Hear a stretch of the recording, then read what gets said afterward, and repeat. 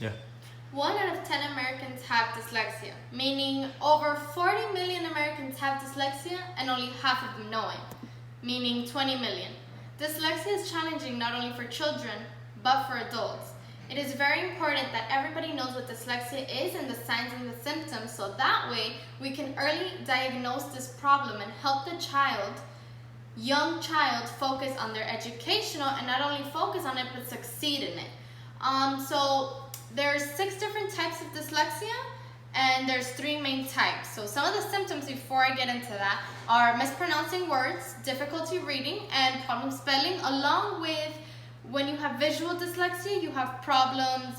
You'll see a paper and the words, but you'll see all the words moving, and you can't concentrate on that specific word that you were trying to read out loud. The main types of dyslexia, as I said, there were 6, but the main types are phonological, dyscalculia, and visual. Phonological dyslexia is difficulty reading.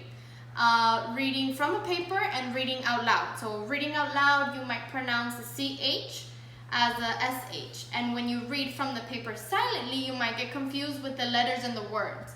Dyscalculia is difficulty with math calculation. So any basic math calculation that you can think of. The most basic that I will give you an example from is an analog clock and a digital clock. So over here we have the analog clock.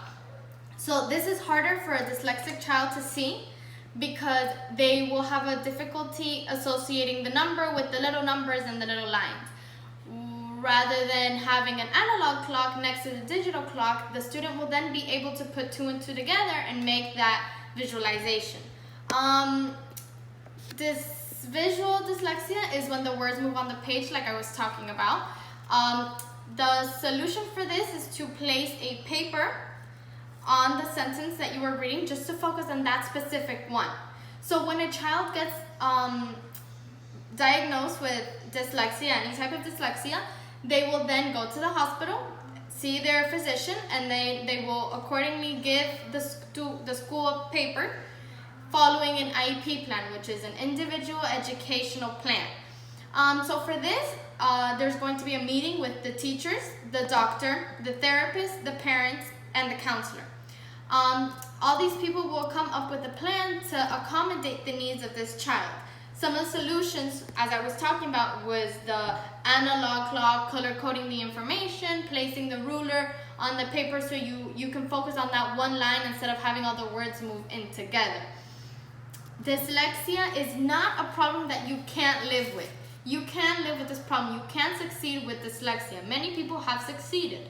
It is just a matter of having accommodation. This is why it is so important to be able to recognize the signs and symptoms to be able to diagnose the problem earlier. Especially if you have siblings, if you have minors living in your house, it is important that you tell them these signs and these symptoms so that they are aware of what dyslexia is, and if they are having these signs and symptoms, they can go and get treated, and they will then be able to succeed academically.